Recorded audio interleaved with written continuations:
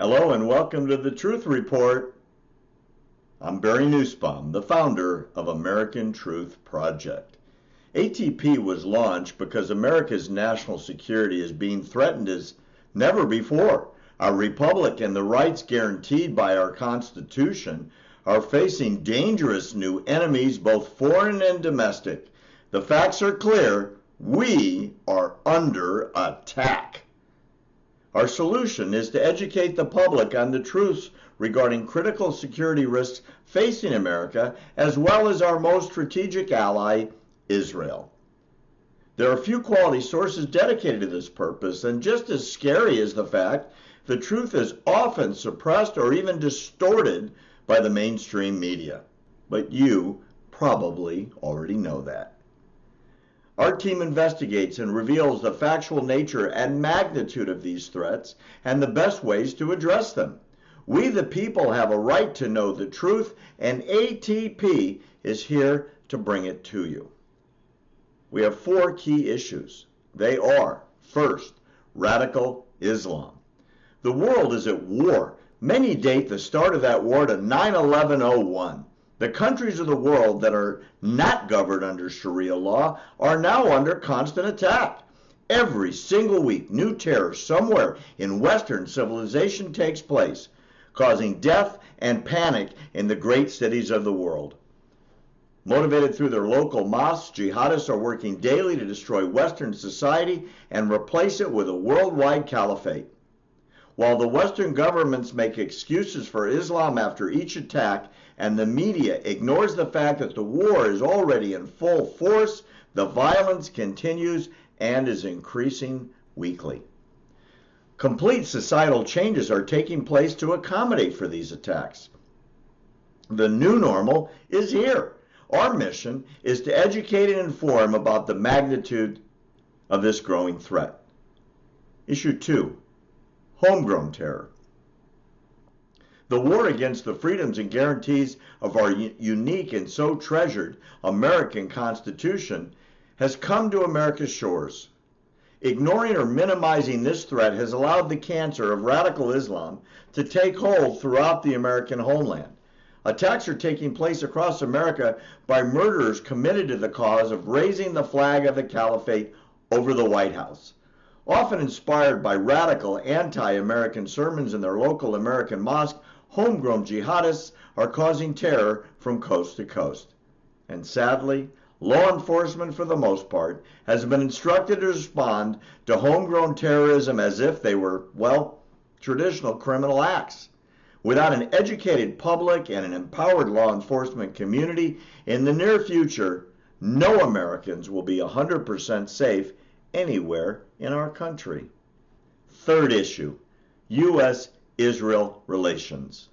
Israel is the sole democracy in the Middle East. Not only are they America's only ally in the entire Middle East region, they are on the front line of defending freedom in the world against the war waged by radical Islam.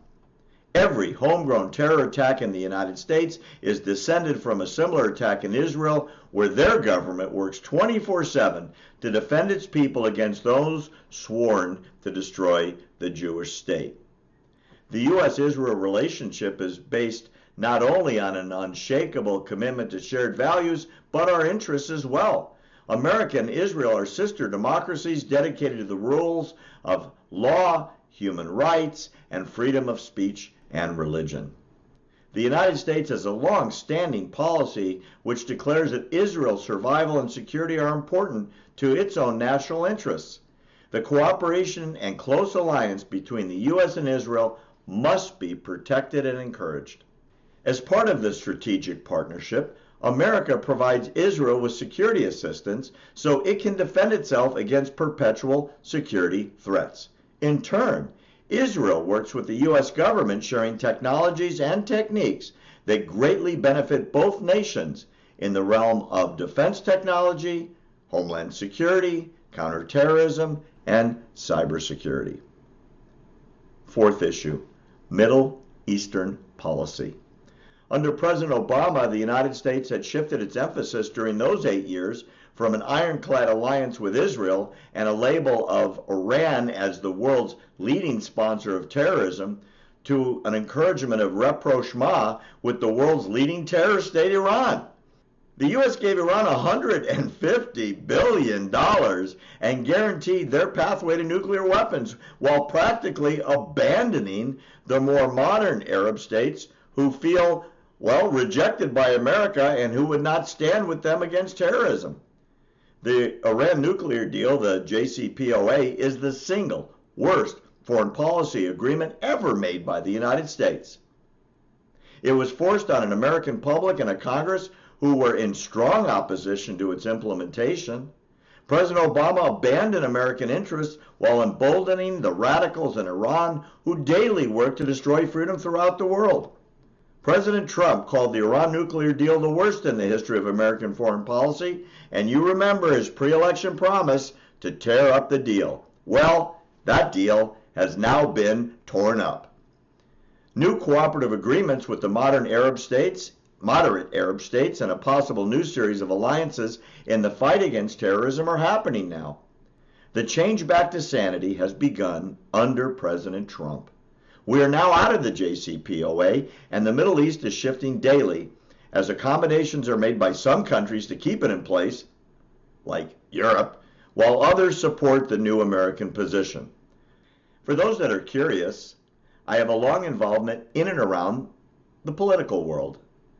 I have 30 years experience working on local, state, and national political campaigns and have been a consultant on a variety of campaigns over the years on both statewide and a national level.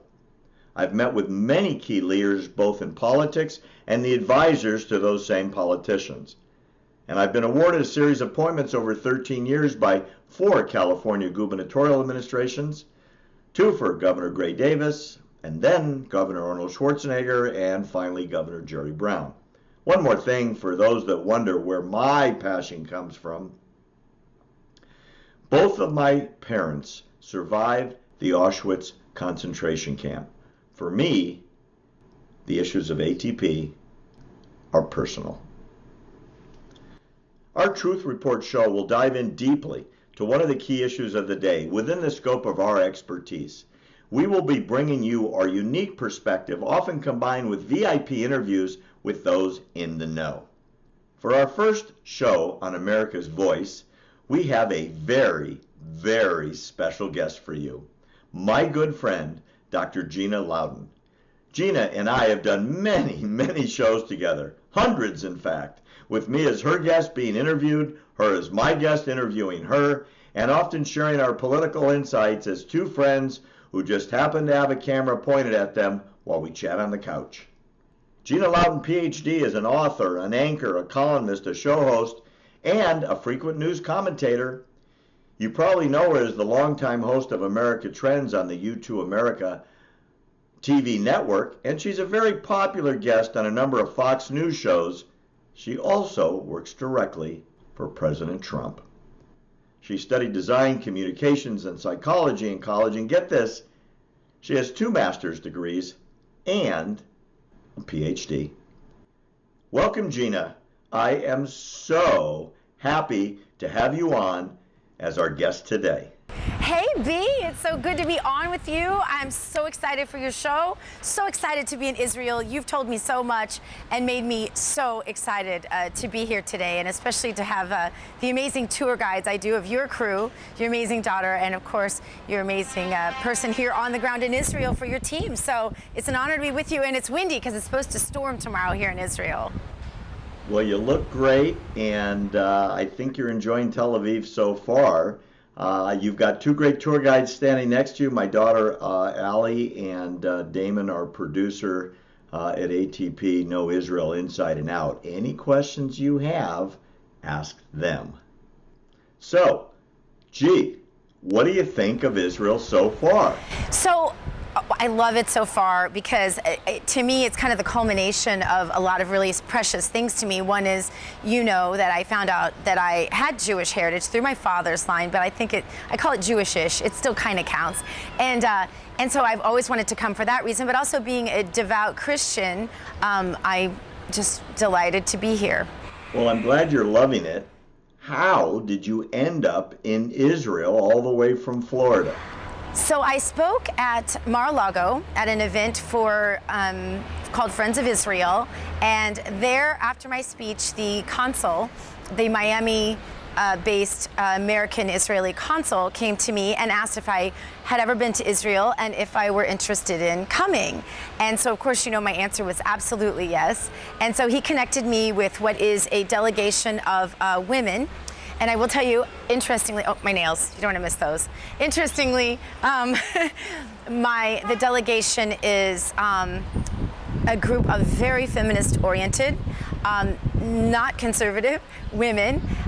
So I figure I have a lot of time to learn and be alone with God, kind of, and have this experience sort of to myself and to listen to them. I think it's good. I don't think we should be in an echo chamber all the time as conservatives. I think it's good to listen to them and to be sure that we still know what we're talking about, know why we believe what we believe. And so for me, I'm going to make the best of that, and I'm going to bring my family back and hopefully someday see the one and only Barry here. Okay, so the nails are great. Props for that. And I would love to be your tour guide. Our family and your family will have a great time. Okay, Gina, we've got to take a quick break. Stick around, America. When we come back, we're going to ask Dr. Gina what it's like to work for the President of the United States, Donald J. Trump.